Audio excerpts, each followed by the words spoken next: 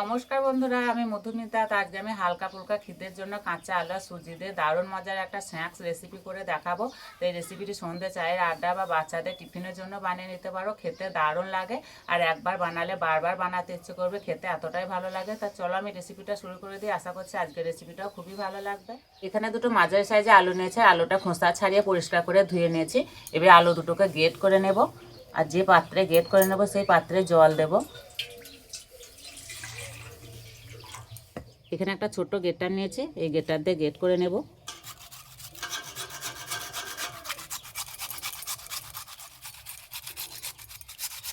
জল দেওয়ার কারণ হচ্ছে আলুতে লাল দাগ পড়বে না।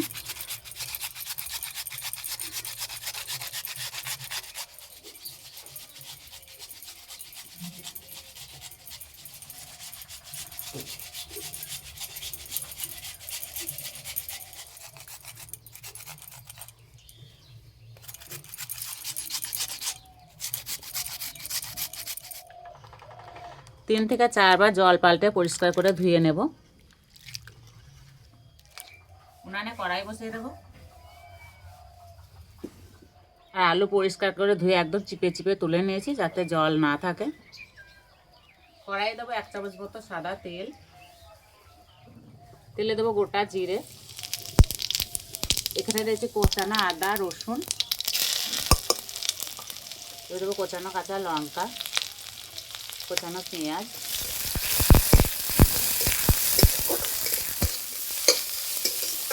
পেঁয়াজ বেশি ভাজবো না, একটু নরম করে নেব। এবার দেবো এই বাটি 2 বাটি জল। আর জলটা একটু মেপে দিতে হবে।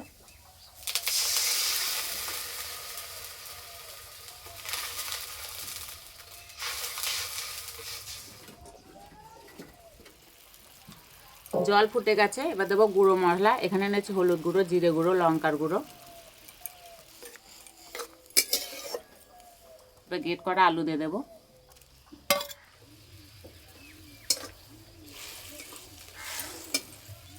এবার দেবো স্বাদ মতো নুন।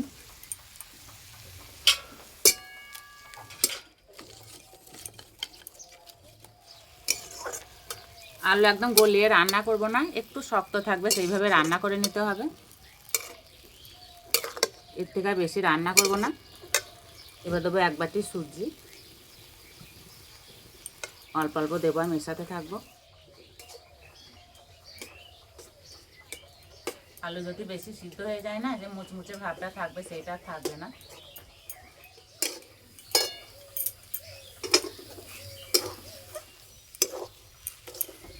একদম কম আঁচে রান্না করে নিতে হবে। এই সময় বেশি করে জাল দিলে হবে না।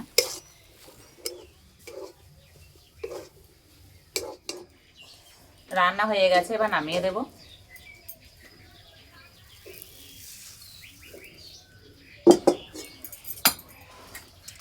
এইভাবে একটু সমান করে নেব।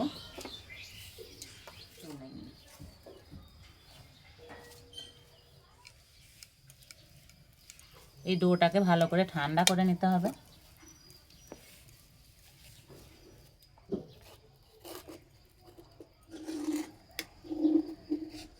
আগের থেকে অনেকটাই ঠান্ডা হয়ে গেছে। এবার পিস পিস করে কেটে নেব। তার জন্য ছুরির গায়ে ভালো করে তেল মাখিয়ে নিয়েছি। এবার এইভাবে কেটে নেব।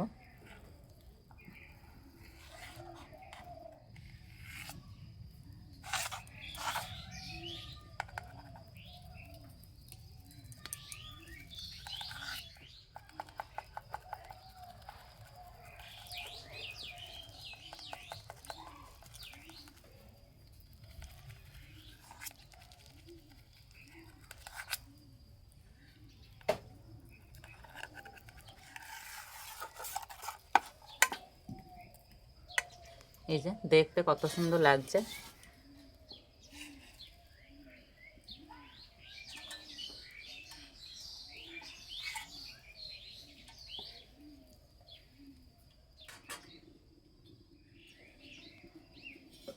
এগুলো ভাজার জন্য তেল ভালো করে গরম করে নিয়েছি।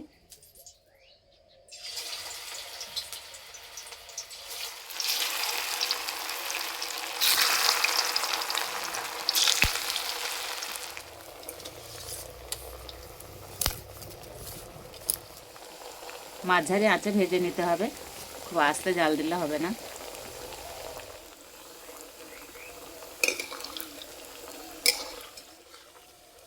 এক পিঠ ভাজা হয়ে গেছে, এবার উল্টে দেবো।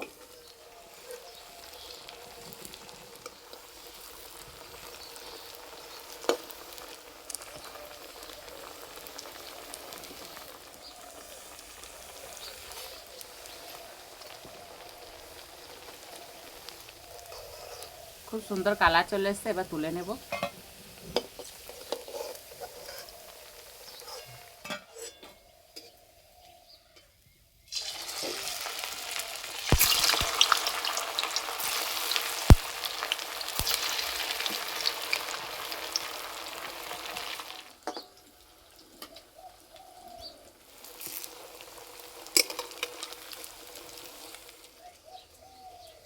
আর এই যে ভাজা আছে, কি সুন্দর গন্ধ বেরোচ্ছে।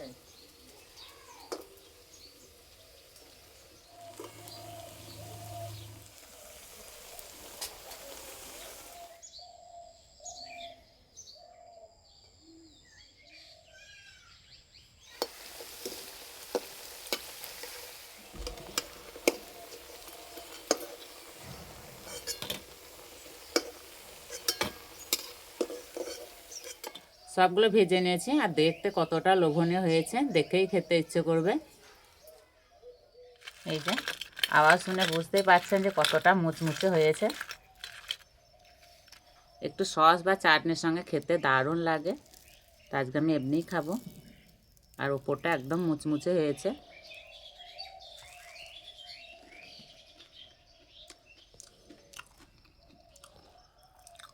দারুণ খেতে হয়েছে।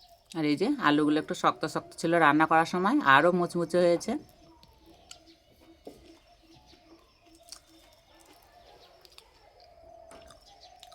আর আলু একদম গলিয়ে রান্না করলে না মুচমুচে ভাবটা থাকতো না, খেতে অতটা ভালো লাগতো না।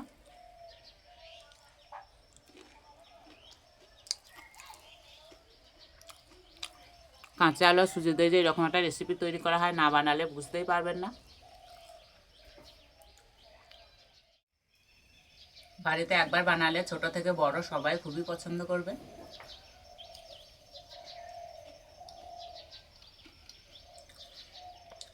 খেতে এমনই হয়েছে না, একটা দুটো খেলে মন ভরবে না।